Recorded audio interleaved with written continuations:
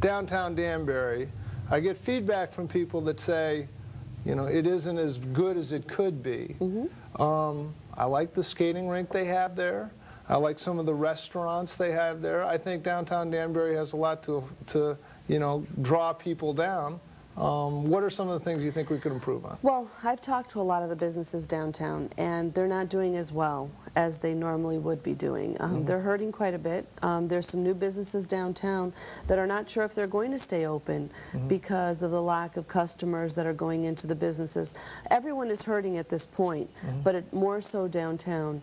I don't think the zoning regulations are being enforced the way that they should be enforced.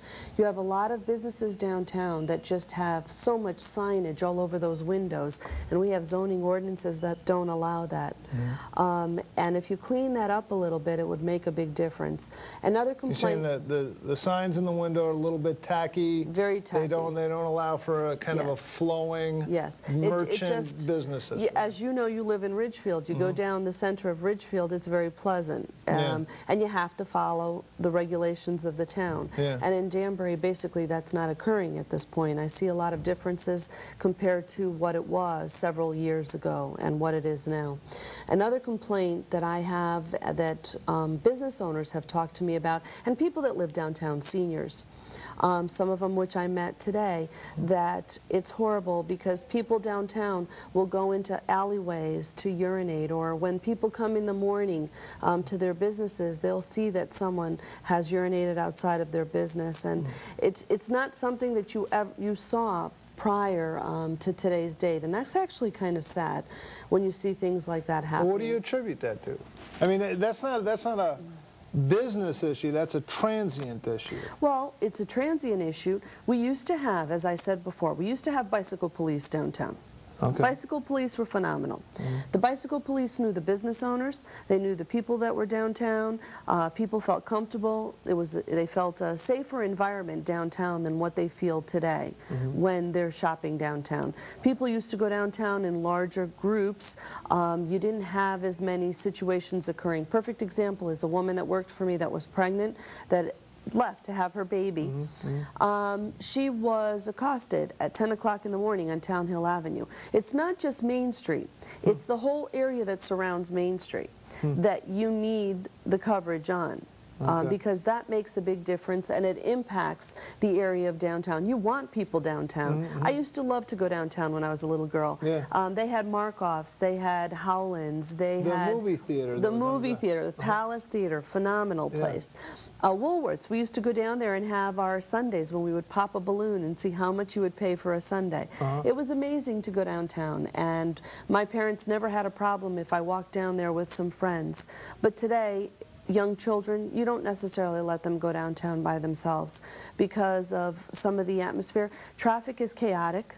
It's very dangerous. People are consistently getting hit by cars as they're attempting to cross the street, and it's a serious problem. We need to bring our full force of our bicycle police downtown so that they can monitor the area and people feel more comfortable and walk through the area and just clean it up.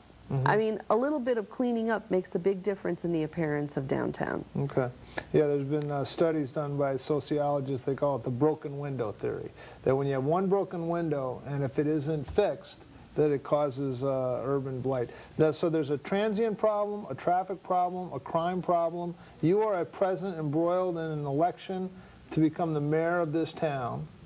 It's one thing to point out the problems. Well, your answer to this problem is some policemen on bicycles, or is it more comprehensive than that? It's more comprehensive than that. I think the first step is going down there and putting the police back on the bicycles and having them consistently downtown and monitoring that area. That helps with your crime issue. The transient issue, I mean, we have to communicate with these people that are doing this, okay? And the one benefit that I have is I not only speak English, I speak Portuguese, and I speak Spanish. So if I find someone who does not speak English, there's no excuse for them not to understand what I have to say to them.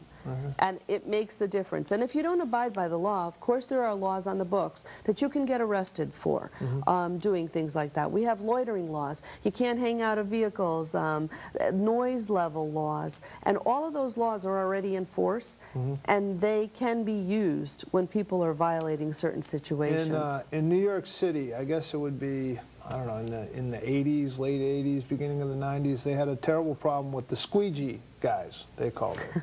But these are quality of life issues that came up. And when you talk about transients urinating in public in downtown, that's just a quality of life issue. Now, Rudy Giuliani came in, and he had these guys arrested.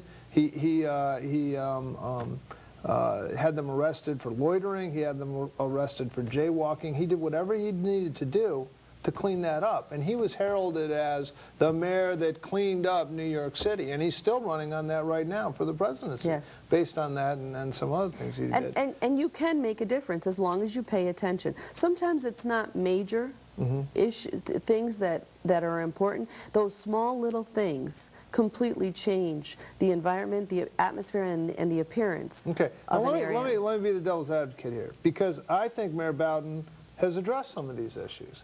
I think his police force has been aggressive in enforcing some of these issues. But then he'll get the criticism from the other side saying, hey, your police are strong-handed. They're bothering the youth when they're not doing anything. They're being too aggressive. Actually, if you walk throughout Danbury, as I've been doing, going door to door, talking to residents, their major complaint is their area is falling apart. I walked in an area off of Westville Avenue, and I spoke to one of the residents that live in one of the homes there. And she said to me she is putting her house on the market. She's getting out of Danbury because it's drug infested at the end of the road and nobody is paying attention. Everybody is worried about stopping the vehicles on Main Street. And I was very surprised to hear that, and I was surprised when I walked in that neighborhood to see what had happened to that neighborhood. Because growing up, I used to go down there, I had friends down there, and it's changed drastically. And so you can't just do those stops in one certain area. I mean, the bicycle police is something different. It's consistent. It's a group of police officers that are traveling through downtown, that are becoming familiar with the environment and know where to go. What about community policing? What about the old-fashioned cop walking the beat? Is that being done right now? It's very rare that I'll see a police officer walking downtown unless they're on duty doing something. They're responding to a call. Correct. They're responding to a complaint. They're not just walking the beat. They know the butcher, the baker, the candlestick maker, and it's the beat cop. That is something from a bygone era. Yes, it's very rare that you'll see a police officer walking downtown.